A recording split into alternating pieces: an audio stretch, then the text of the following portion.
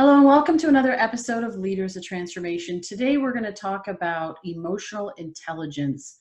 Can't be successful, can't be a business leader of transformation without a level of emotional intelligence. And we have a wonderful guest here who is a psychodramatist. So we're going to have a really interesting conversation.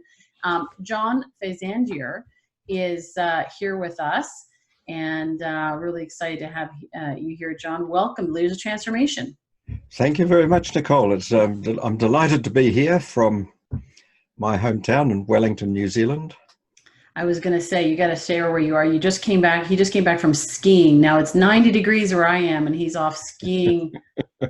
Yeah, it's winter time over here, although we're having quite a warm winter, but some big dumps of snow. So the climate has really changed a lot over these years. Despite the fact that there are certain people that actually say there's no such thing as climate change. But anyway, we won't get into that today. Let's not go there. We have enough problems already. Yeah. So John, let's talk about psychodramatist. What is that? You work in a drug and alcohol treatment hospital, and you were running several businesses and so forth. Like what unpack a little bit more about what specifically you're doing in that space. Right. Well, for some, though, just understanding what psychodrama is, it's a way of working, particularly with groups, that allows people, rather than just talking about what's on their mind, they can act it out. Psyche's the mind, if you like. Drama is to act out. So this is a group method. We work in a space, and people can just recreate scenes from their life. Particularly, this is in the therapeutic end of things, when I was working in alcohol and drug rehab. So they would redo these scenes and be able to make a correction, like do them differently and feel it in their body, not just think it in their minds, but really recreate a scene, take corrective action. Sometimes they need to confront their abusers or whoever. And so that was the therapeutic end. What I'm currently doing with this method is working in corporate organizations and getting people just to understand the dynamics that happen between them and how they can generate new ideas and new ways of responding. Yes, and you have this initiative called TUF, T-U-F, Thriving Under Fire. What really inspired that, even the name of it? Yeah, well, the name came to me in the shower, as all good ideas do come. But I was working, it was actually a former partner of a former patient who hired me to work in a bank where the tellers were getting abused by customers for things that weren't going right. And they wanted to develop their ability to respond when people are angry and upset. And so that's how we think of that as, being under fire. We don't have many firearms in New Zealand, so we don't need to take it too literally. So this is really the emotional attacks or outbursts that happen. And that was about 20 years ago. And I've kept refining that. There was a point I came to where I made this the sole thing that I did. And so I developed basically this program for people. It was 2 half days and a week apart, so they could try things out. I really want to make a difference to people's lives, and so that's that program. It's very effective, and people love it. It makes my hidden agenda actually is to make life different for people at home. But I get the workplace to pay for it. It improves things at work. And then they say, oh, I've got more problems at home than at work. I say, well, you can bring those to the workshop as well, and they can develop ways of responding to those difficult people. And, well, you mentioned the one example about the bank.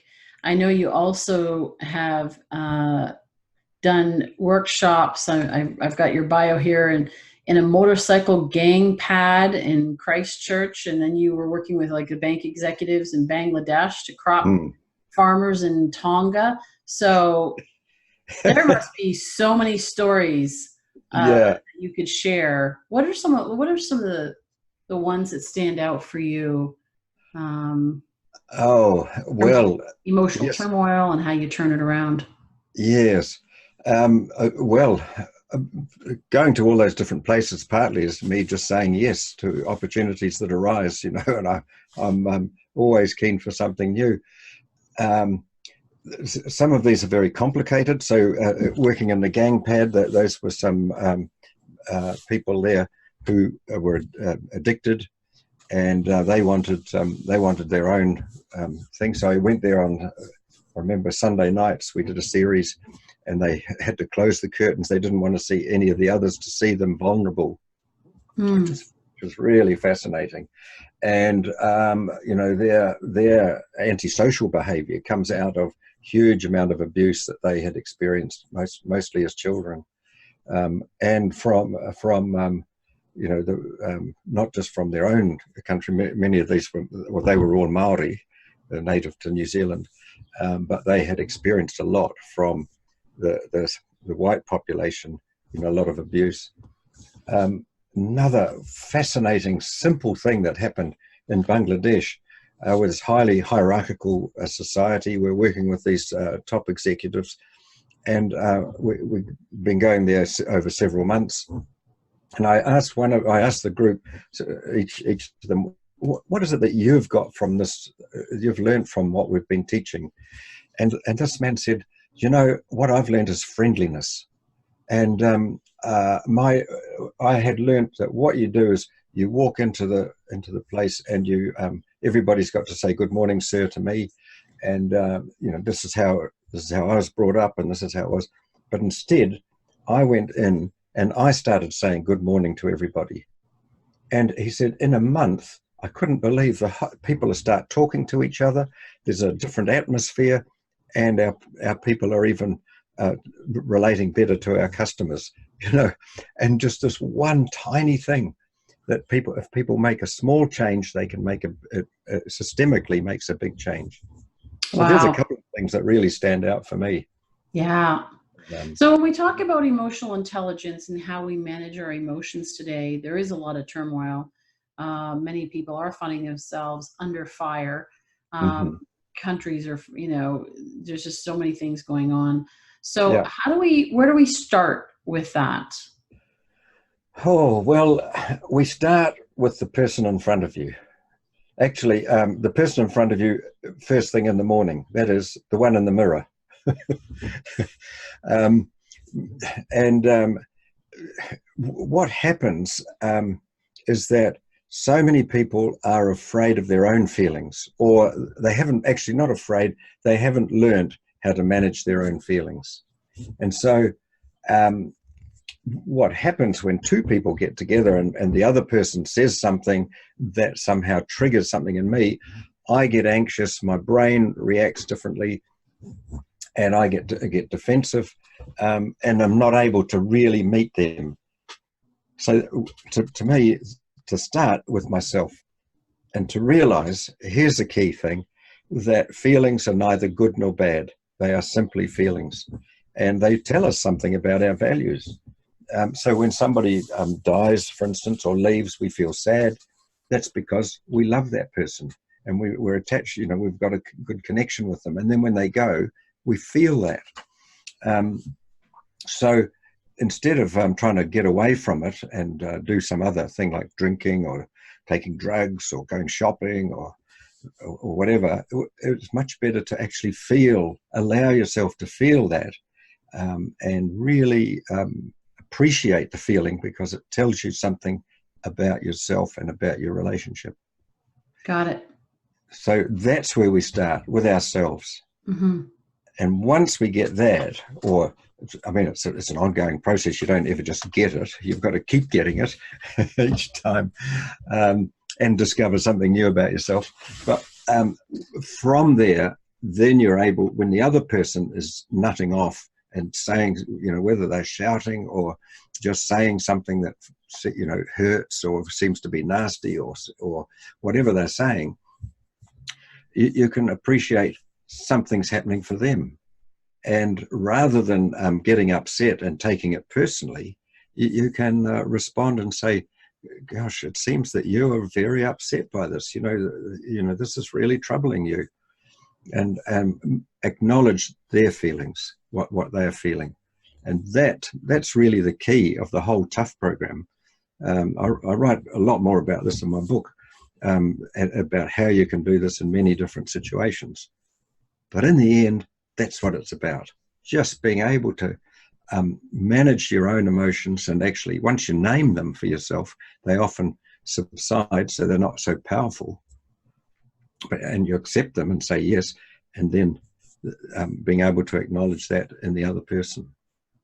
Well, it's very powerful, the acknowledgement of what is going on for someone. I actually had a mentor of mine who talked about that, the power of acknowledgement, and that you recognize that it's your little voice talking to their little voice, basically, is the conversation that's going on. And so we oftentimes will take it personally when somebody says something, but when you cannot take it personally, you can actually just acknowledge where they're at. It often diffuses. It's like, wow, you're feeling this way. Or I sense frustration. No, it's not frustration. Well, what is it? Well, it's anger. Oh, okay, got it. And so you identify that emotion. And let's talk about this emotional range. So I've heard that there is this emotional range, which is like, I've heard numbers of like 4,000 different emotions. Yeah. And yet we shrink down. And I noticed this for myself, is that I shrunk my emotions to the point where I had dealt with one thing after the other in my life, especially over the last 10 years, but as a result of previous things going on, where I noticed my emotional range shrink dramatically. So talk to us about, is that really true? Is there that many emotions? Does that, and then how do you expand the range of emotions?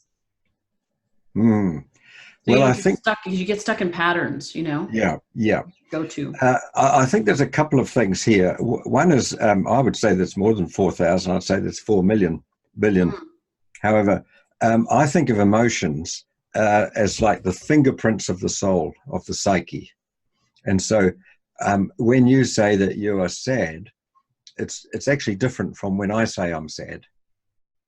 Because, and you referred to it just then, that all of the things that have happened in your life, your sadness is somehow kind of connected to all of those things that happen, which is one of the reasons why we feel so much, even as adults, because there's an accumulation of experiences. Something happens, or even somebody just reminds you of somebody else, and you immediately feel something. You might like this person and be intensely, just sort of really connect with them.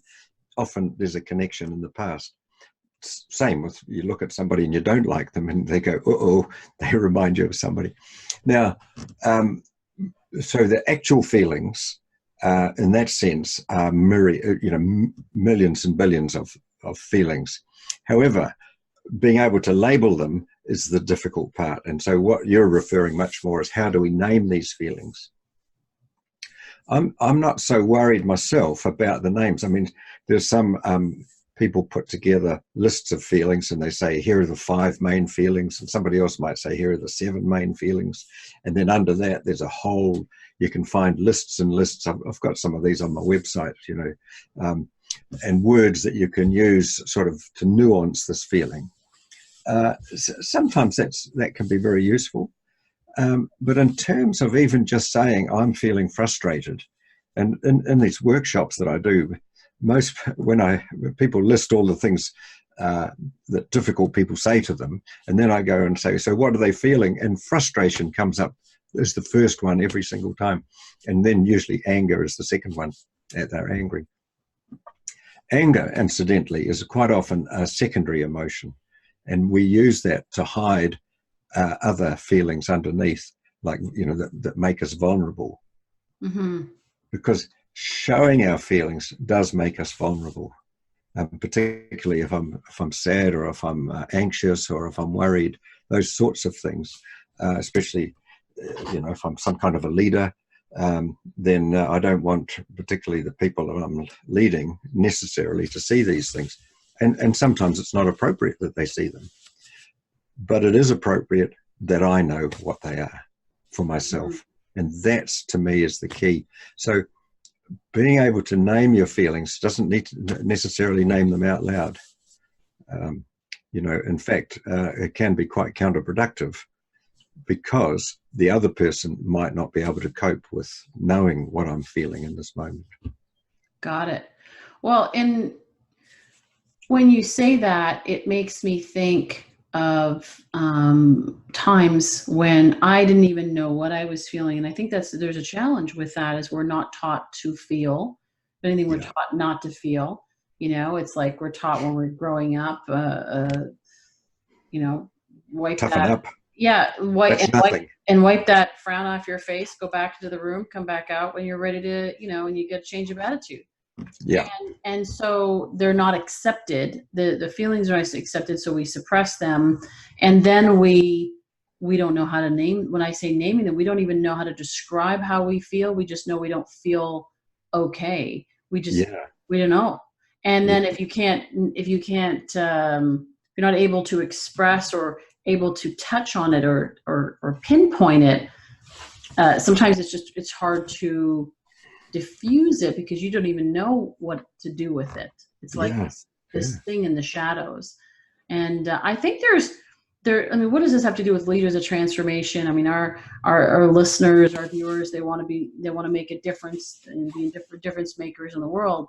Yeah. Well, you got to know this topic is very important, because you got to know how to feel and recognize your own emotions, and also, yes, recognize them in others. But I think in the world, there's just a lot of people that are feeling a lot of things, but not able to articulate it, not able to manage it, don't have the emotional intelligence to be able to work with it, diffuse it, recognize it, shift it, whatever, And so we have a lot of chaos. And I think that's a big part of why we have a lot of chaos.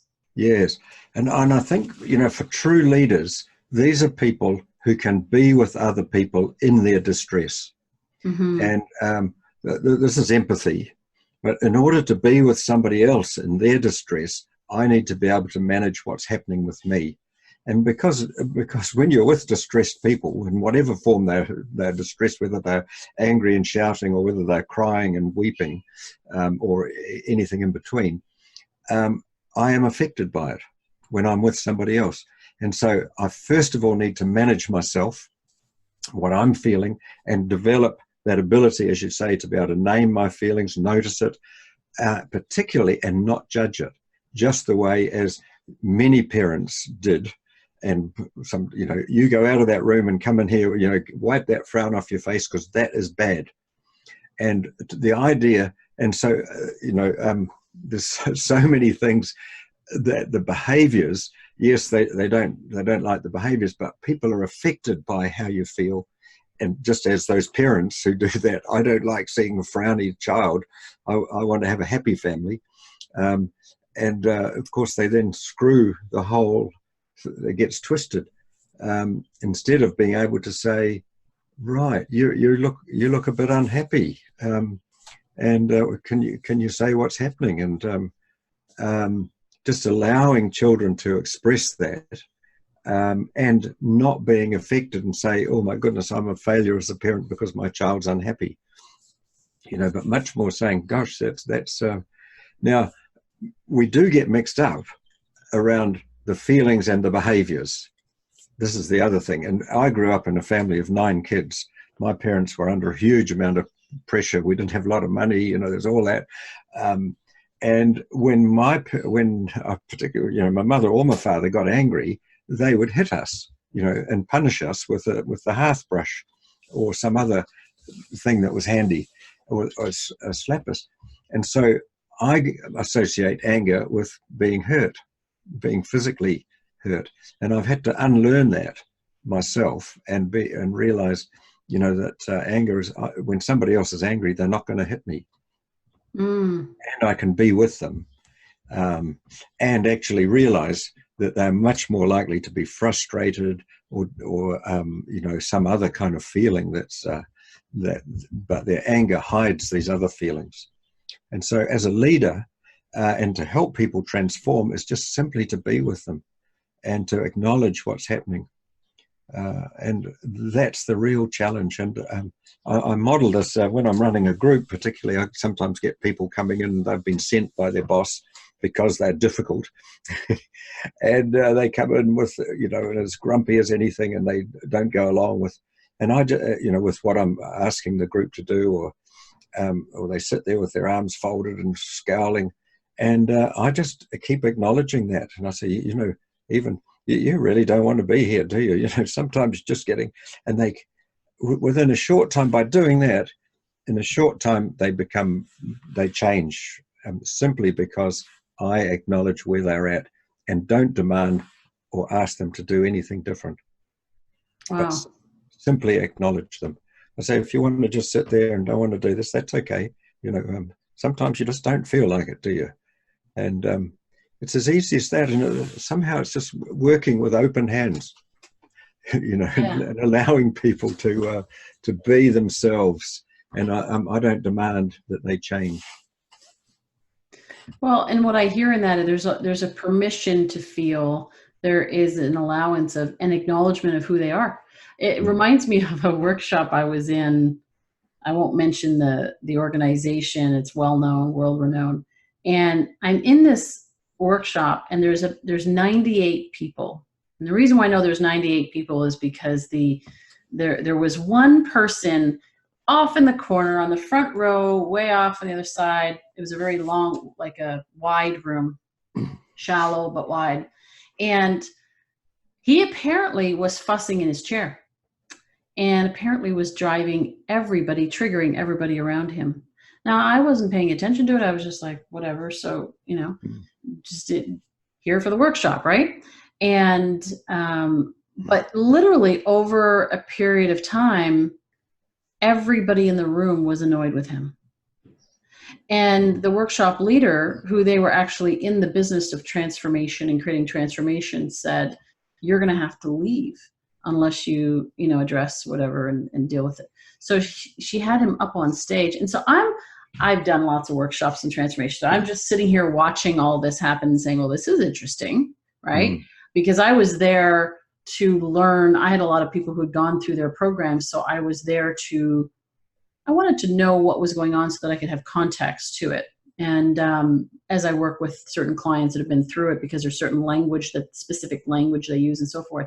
But I thought, well, this is so fascinating. So finally I'm listening to this, and they're about ready to throw him out of the room. And I finally said, wait, hang on, like time out. And I said to him, his name was we'll call him Bill. And I said to him, I actually want to compliment you. And he's at, the front stage with the workshop leader and facilitator. And I said, well, I want to compliment you because it's quite impressive. You can upset an entire room of 98 people without saying very much. You have a lot of ability. You have the tremendous ability to influence others. The question is, what are you using it for? And so that opened up, he kind of stopped, and I said, you have this tremendous strength. Every strength taken to an extreme becomes a weakness. Anyway, just that whole interaction shifted the energy in him, shifted the energy in the room, and he ended up staying in the room and ended up continuing to do programs with them and just loved it and so forth. And we talked afterwards and stayed in touch. But, just that, sometimes people who are the most obstinate just need to be acknowledged, and you look at it and saying, wow, like I thought it was quite impressive. I'm like, you got 98 or 97 other people at full attention, and you haven't even it's not really, you haven't really said anything. Imagine if you actually use that, what you do. And what a lovely intervention from you to do that. And if more of us could do that and realize what the other person is and how they're, so that you don't get caught up in your own reaction to them, but you can actually see the positive. What a wonderful thing. Yeah. Well, in part, I mean, I've obviously done a lot of work to get to that point. I don't think that 20 years ago I would have been like, yeah, get them out. It's driving me nuts too. I don't know. That's Right. right. Lock them up. Lock them up. But that's where when you say about having people in your workshops, that's what made me think of it. And how often do we have those people in the workplace that are annoyances? And we look at what we don't like, and it also triggers. I thought it was fascinating that the entire room was triggered.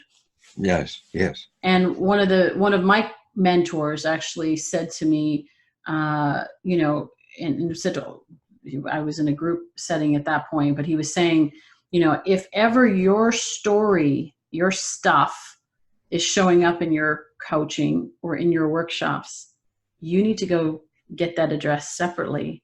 Yes. Because otherwise you're going to get triggered and it's all showing up. And then you're not able to be there for the people that have come to you for that help. Absolutely. Yeah. And that's such an important part of our training in psychodrama, was that it took me 10 years to qualify, doing lots of workshops, some of them one for 10 weeks. I did a whole practicum, but basically doing my own work so that whatever anybody brings up will not trigger something in me. And because I did another 10 years to become a trainer in it. So Wow. I've done a lot, and realized that just huge amount of that personal work, you've got to do your own work really to do that. But it also doesn't take a lot. That's yes, to become a trainer it does. Had a wonderful experience recently. A woman in the group, she was a difficult person at work, and she was difficult in the group. However, I just kept affirming her. She went away and came back the following week, because we just do these 2 half days. And she said, "Look, what you were teaching last week works." I hate to say this, but I had to meet. I separated a month ago from my husband of 15 years. It's been 15 years of the worst 15 years of my life, and so we're really not communicating. I had to meet with him during the week. And I tried this, and this is just acknowledging his emotion, but she had to calm herself down. She said, I acknowledged his emotion, and he just calmed right down. He's never done that before. And we were able to have a conversation. She said, I almost wanted to be sick. It was so, the fact that he was being so nice. So you can make this transformation in a very quick time if, getting this thing right. And so just, a few little skills of calming yourself and acknowledging the other person can change that dynamic. So then it doesn't become a huge, big work. It actually becomes a lot easier. So that story, that blew me away, when to do that. Yeah. So that's the kind of thing that, and that's what I want to teach people. It's sort of my whole mission in life, really, is to teach people just do that, and so many other things will come right. Now, there's a lot of other things to learn, but that's not for me to teach. There's plenty of other teachers in the world. Yeah. But that's the bit I can teach, and it's transformational. It really is transformational. Yeah, that's great. So in the previous conversation, when we were talking about planning for this conversation, we talked about the stories that we tell, that we reinforce, and the power of our stories. Do you want to talk a little bit about that? Oh, well, the stories that we tell ourselves. Yeah.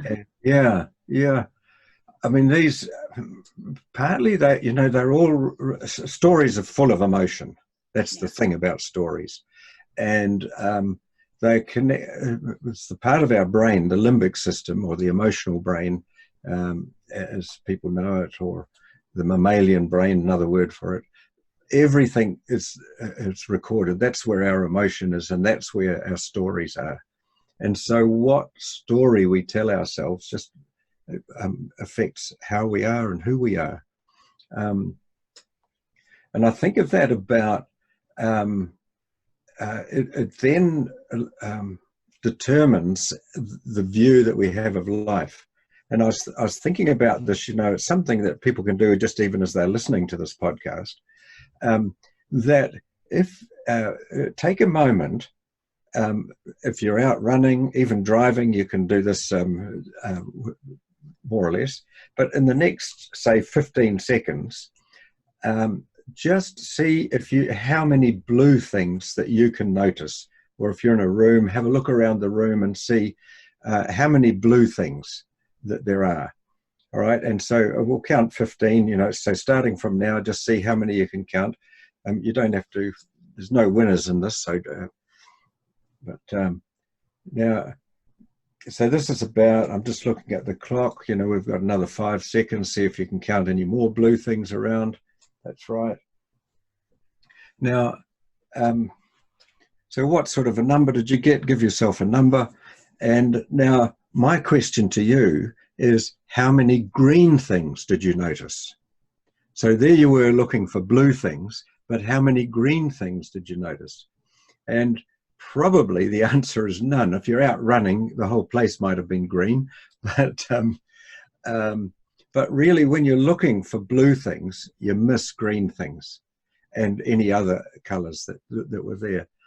And this is the same with the stories that we tell ourselves. If we tell ourselves, this is what this other person is like, and I think of this a lot in terms of relationships, but also with employees, colleagues that you work with. If you tell yourself a story that this person is a nuisance, or this person is no good at doing something, that's what you will keep seeing. And in order to transform your view of other people, you want to tell yourself a much bigger story, a different story, and say, this person has got many colors. And what are the colors that I'm not even seeing would be another part of that story, rather than just looking for, say, the faults of that person, which is often how it goes. So this is related really to the stories that we tell ourselves, just not only about ourselves, but about the other person as well. How those stories really affect us and limit our views. Yeah, and what you said, there is the stories that we tell ourselves about ourselves. I mean, how many times have you heard somebody say, this is just the way I am, and because that's all they know and that's all they see, and those people are just the way they are. It's interesting because when we talk about emotions, we can't talk about emotions, I don't think, without addressing the issue that I learned this a few years ago, and I was resistant to it several years ago, but I was kind of resistant to it when I learned it. But I'd love to hear your take on this, or thoughts on that around this. Is, this thought that nobody makes me feel anything. I choose how I feel. So people will say, this person makes me happy, this person makes me sad, this person makes me angry, they drive me crazy. I mean, that's really the language, our language, of course, that's a whole other conversation about our language and the words that we use, and that is so powerful. But, when I heard that, I thought, no, that person makes me angry, or that person makes me upset, or that person hurt me. And when I realized that I could choose how I was going to respond to that, it changed everything for me. Yes. Yeah. The person who made that statement quite famous, popular, was Fritz Perls, who was the founder of Gestalt therapy. He says, nobody makes you feel anything. Nobody makes you feel anything. And that's in Gestalt, and it is true. And one of my trainers was very strong on that. She used to say this all the time to me: nobody makes you feel anything. And so that we have a choice about how we feel. And in fact, I've just been reading a book called The Choice by, her name just drops. She was a survivor of Auschwitz, and she worked and became a psychotherapist in the States subsequently, and wrote a brilliant book called The Choice. And her choice in going into Auschwitz was she was 16 years old, and she said, nobody can take this part away from me, my story that I'm telling myself, and no matter what else they do to me. And it's a big picture, and it's possible to do, as you've worked out yourself. uncomfortable and all as it is, it means I have to take responsibility for myself. And responsibility actually comes from the word response. And how am I able to respond to this person? So yes, it's when somebody does that, says that to me, I have the responsibility. I can respond whichever way. And I like doing this. A good illustration of this actually is when a comedian is telling a joke. Some people in the room get it and laugh, and other people don't quite get the joke. Now, does he make us laugh? Well, he sort of does, but we've got to somehow, there's something in us that makes us laugh or not laugh at the same joke. So and it's the same when somebody makes me angry, and even that example that you had in the room of 98 people, that one person, he annoyed those around him, but people further back weren't annoyed by his initial actions, and they ended up responding, later Yeah, it's a on. ripple effect. Yeah. A ripple effect, yeah. And there's a moment where you choose not to be overcome by that, and you can act and say, gee, appreciate something about him. So yes, however, it is true that people do hurt us, and yes. so it's and when there's at times we need to talk about that, not necessarily with them. Sometimes it's not possible to talk with them directly, but we in sharing what we do feel, and so it's almost like whether somebody makes me feel this or I'm feeling this.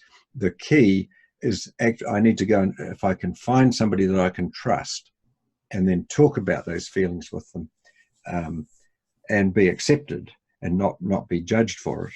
As in, you shouldn't feel like that. Just just ignore them, or whatever people might. You kind of advice.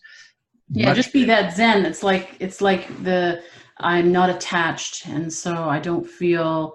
And it's almost like sounds like for some I've noticed there's almost an apathy that kicks in where it's like I feel nothing. I feel nothing. You can do anything to me, and I can choose how I feel. And so they end up feeling it's just kind of like monotone, which is no fun either. I mean, what kind of life is that? And or they're so discarding. Right? It's like nobody hurts you, nobody does anything, so it's just all good. And then, and then one day they lose it, and road rage or screaming matches or whatever, or their body, they get sick and they don't know why, but it's because they haven't addressed it and their body's really telling that. So yeah. I think I appreciate your distinction there about people do hurt us, and you do, and the importance is to acknowledge the emotion, whether it's you feeling this because of what happened and you choosing to feel that, or whether or not it's somebody else. Because I think that's a concern if we're all just kind of like this. Yes. Yeah. We're not machines, Yeah. This is what empathy, and I love this picture of empathy where what you're doing, you see somebody down in a big hole in a pit and they're standing in the mud and they're uncomfortable. That empathy is actually, you go down, you get a ladder and you climb into the hole with them, and so you are affected. You do feel how bad it is down there in the hole. Sympathy or something else is you can look down and say, oh goodness, that would never be me. But empathy, you really do feel with them. And so it's a deeply human thing to do. At the same time as being there with them, you also know, there's the ladder and I'm going to be going up the ladder in a few moments. And you can almost say, I'll leave the ladder there if you want, when you're ready, come on up. But you don't need to say that, but at least that's how you act. And so, yep, it's really terrible down here, and I get how bad it is for you. And it's not me, and so I'm climbing up the ladder and carrying on, but there still needs that moment when you're with that person. And so it's an intensely intimate kind of thing, actually, just even to acknowledge the other person's feeling without judging them, just saying, this is right, this is how you are right at the moment, and I'm not demanding that you change, You know, I mean, you think of, you go to a funeral, somebody's loved one has died, you know, their partner has died. You can't just say, look, okay, now I'm right with you, you're terrible, and you need to get over this. But, you know, it's so inappropriate. But people do that, you know. Surely it's a month since that person's died, you know, you wouldn't be crying every day now, would you? You know, you need to stop doing that. But actually, if somebody's just there and saying, right, this really, really hurts, you know, and that desire we want to change people, partly because they make us feel uncomfortable. I think that's what motivates a lot of people getting into trouble with that, is that they, you know, I don't like how much how you make me feel uncomfortable when you tell me this about yourself. When you've got a frowny face, it makes me feel uncomfortable, so stop it. Yeah. I think it's the sort of the dynamic that messes up so many relationships. Yeah. Yeah. Even I think back to that room where everyone was getting triggered. Yes. And they wanted him out because he was quote unquote the source of their frustration.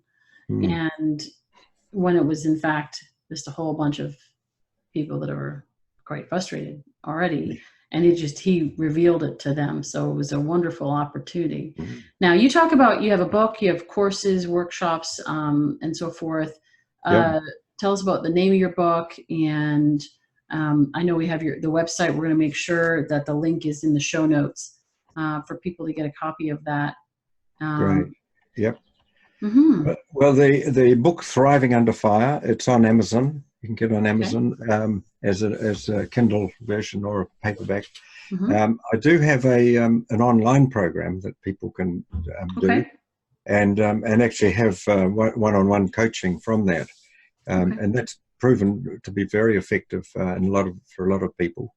And also, I've got an ebook which the listeners might like, and I'll give you that as well. And that's how to make an effective apology. You know, because we always get it wrong. You know, we make so many mistakes in our life, just particularly around not being able to respond to somebody. So people would be welcome to have that, and that'll just be www.tuf.co.nz/leaders. Leaders, beautiful. And so that'll be you know, for your listeners. Thank you. That would be awesome.